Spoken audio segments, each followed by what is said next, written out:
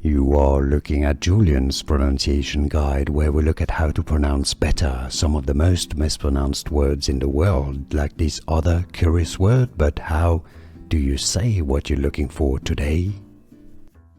How do you say the name of this small medieval town in Savoie, Haute-Savoie, France? To learn more useful French, stay tuned to the channel. Loads to learn here. In French, in France, it is said as Yvoire, Yvoire, Yvoire. So in English, you can say it as Yvoire, Yvoire. Now you know.